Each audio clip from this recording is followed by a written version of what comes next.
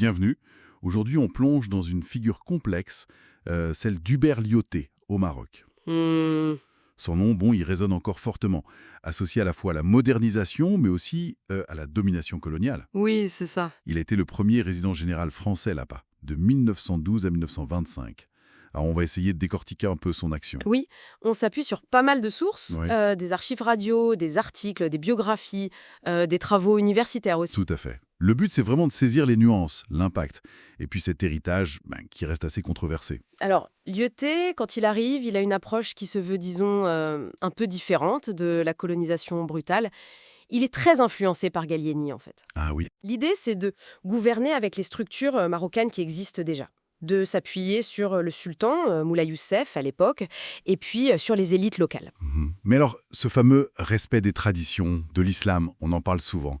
Est-ce que c'était une vraie conviction ou plutôt un calcul, une stratégie? Qu'est-ce qu'on en sait?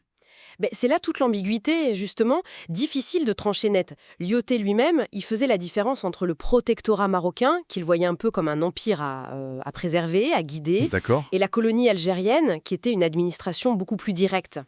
Donc ce respect affiché, oui, ça servait ses objectifs de contrôle, c'est sûr. Un contrôle plus en douceur, si on veut. Mais ça semblait aussi coller à sa vision personnelle, d'un ordre traditionnel. Faut pas oublier qu'il était monarchiste, assez méfiant envers la République. Oui, c'est vrai. Et sur le terrain, concrètement, il y a eu quand même une modernisation, on ne peut pas le nier. Les routes, les ports. Ah oui, Casablanca, Kénitra, qui deviendra Port Lyautey d'ailleurs. Exactement. Les chemins de fer aussi.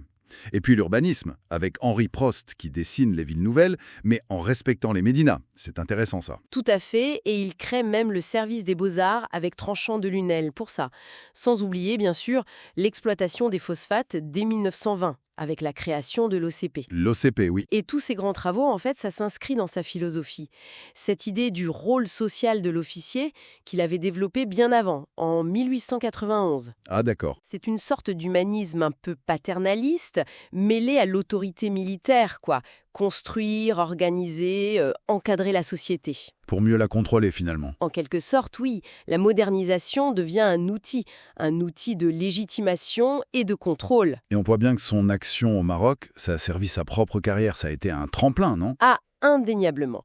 Le fait de maintenir le protectorat opérationnel pendant la Grande Guerre, tout en envoyant des troupes sur le front en France. Oui. Ça lui a valu le bâton de maréchal en 1921, une reconnaissance énorme obtenue sans avoir commandé directement sur le front européen principal, ce qui n'est pas rien. C'est un accord stratégique d'ailleurs lié à l'offensive du chemin des Dames. Ça montre bien où était sa priorité, c'était le Maroc. Et puis, il avait peu de goût pour les jeux politiques parisiens. On parle souvent de pacification pour décrire l'action de Lyautey, mais les documents, ils parlent aussi d'une résistance armée assez forte. Comment on concilie les deux? La pacification, il faut être clair, c'est une conquête.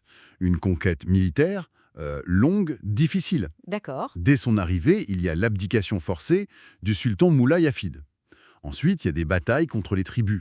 On pense à El Erji en 1914, contre Moha ou Amouzayani. C'était pas une promenade de santé. Non, clairement. Et puis, il y a la guerre du Rif. Voilà. Menée par Abdelkrim dans les années 20, ça c'est un tournant majeur. Et c'est ça qui marque la fin de son mandat, en fait. Précisément. En 1925, Paris le juge trop prudent, trop temporisateur face à Abdelkrim qui avance.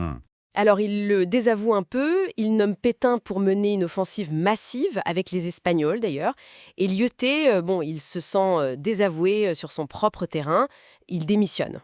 Ça montre les limites de son approche, finalement. Oui, face à une résistance vraiment organisée et déterminée, sa méthode de contrôle subtile ne suffisait plus. Au-delà du militaire, quel a été l'impact plus durable de ces politiques sur la société marocaine? Je pense notamment à la formation des élites. Les sources suggèrent quelque chose d'assez sélectif.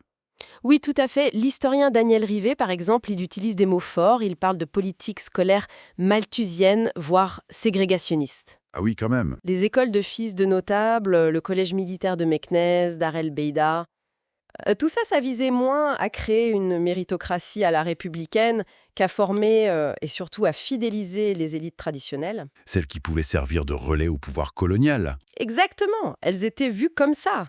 Et le paradoxe, c'est qu'après l'indépendance, Ce sont en grande partie ces mêmes élites formées dans ce système qui ont pris les rênes de pouvoir au Maroc. Absolument.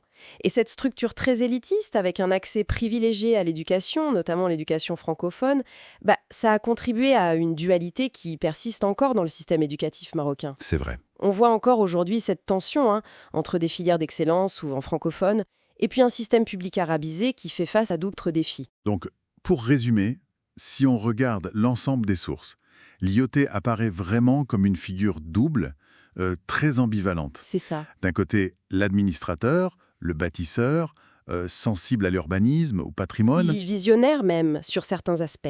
Et de l'autre, le stratège colonial qui utilise le respect des traditions comme un outil, finalement. Un outil sophistiqué de domination. Tout à fait, et c'est pour ça que son héritage reste si débattu aujourd'hui. Les réalisations concrètes, les infrastructures, l'architecture, elles sont là, on les voit, mais le symbole colonial, lui, il reste très critiqué au Maroc, évidemment.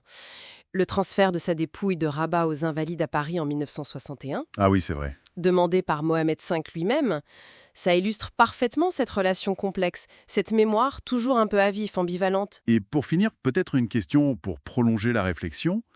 Comment est-ce que cette analyse du rôle ambivalent de l'IET, ça peut nous éclairer sur les dynamiques complexes qui existent encore aujourd'hui? Je pense aux relations France-Maroc, bien sûr, mais aussi aux structures sociales internes au Maroc, notamment autour de la langue française et de la formation de ses élites. C'est une excellente question, et je pense que les échos sont encore très présents, oui. C'est matière à réflexion.